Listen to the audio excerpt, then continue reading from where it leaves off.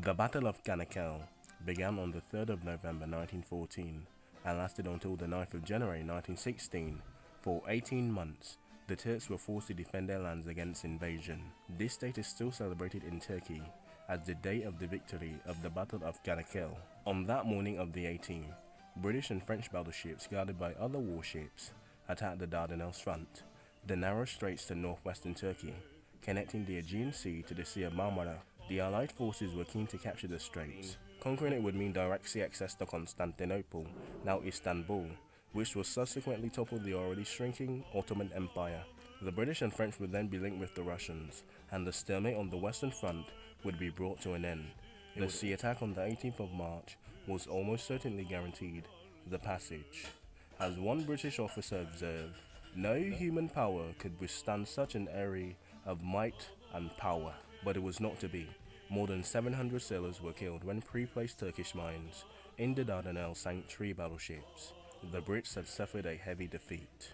Then came the subsequent planning of invading the peninsula on foot. British troops would take the tip of the peninsula, and the task of cutting through the narrow middle would fall to the Anzacs. And so, on the morning of the 25th of April 1915, tens of thousands of young eager men from Australia and New Zealand and some inhabitants like the Māoris and the Aboriginals arrived at Gallipoli. Their boats mistakenly reached a small cove of Anaberdo, later renamed to Anzac Cove.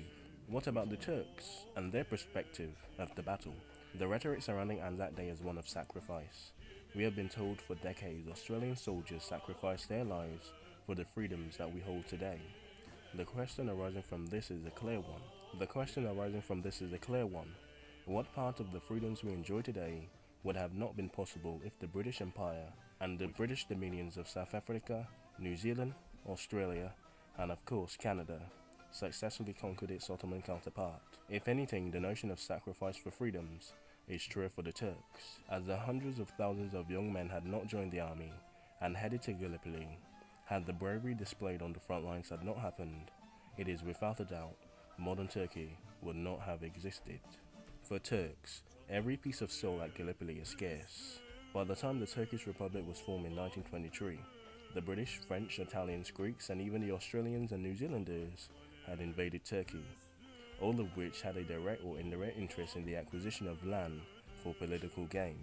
And with each invasion, the body count of Turkey went up. Without this sacrifice, there would be no freedoms for the Turks to enjoy today. For the Australians, the battle was one fought for the imperialist purpose of self-serving the empire, which had controlled young Australia's foreign policy. For the Turks, it was about defending the nation from enemy invasion. One of the touching stories of the post-Anzac era in 1934, addressed it by the mastermind of the Turkish victory and founder of modern Turkey, Mustafa Kemal Atatürk. Those heroes that shed their blood and lost their lives, you are now laying in the souls of a friendly country. Therefore, rest in peace. There is no difference between the Johnnies and the Mehmets.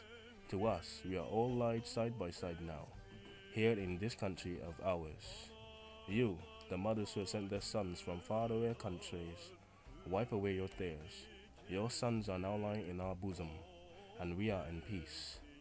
After having lost their lives in this land, they have become our sons as well.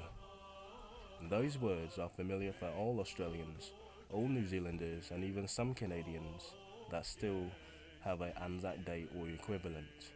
They are always read on the dawn of the service of Anzac Day. They highlight the humanity, the humility, and the respect shown by the nation of the fallen on both sides. It is hard to imagine other countries in the modern era doing the same. Vietnam, Afghanistan, or even Iraq. A century on, 10,150 members of the Australian and New Zealand public will gather at Anzac Cove to honour the dead. Many, if not all, will wish through Gallipoli briefly, visiting Anzac grave sites, Anzac Cove, Chinook Beer, Halibaba, Hachibaba, and all those sites, and even some Canadian ones as well. But for the Turks, every inch, every corner, every piece of soil is scarce. Australians and New Zealanders call the campaign Gallipoli. To the Turks, it is Kanakel Savalesi. As part of the First World War, soldiers from the Ottoman Empire on one side, and soldiers from the British Empire and even some French on the other, fought a long and bloody battle on the Gallipoli Peninsula. The Turkish defenders were victorious. After an 8-month-long campaign, the British Empire and the French withdrew, suffering 444,000 deaths and 85,000 for the Turkish at least, who died in the campaign. Consequently, Gallipoli is the profound importance of the national identity of both Australia, New Zealand, and even Turkey. The events of 1915 created the Anzac legend that we're going to fight in World War II, the Emu War, Korea, and Vietnam, and even the War on Terror. This is arguably the central national founding myth of Australia and New Zealand. For Turkey, the defeat of foreign invasion under the charismatic command of Mustafa Kemal, later known as Ataturk, the founder of modern-day Turkey, gave Gallipoli a mystic status within Turkey's national identity. It's just the Turkish people defending their land from foreign invasion in World War I. Not a story to tell, but the story of the Turkey to follow. Learn something.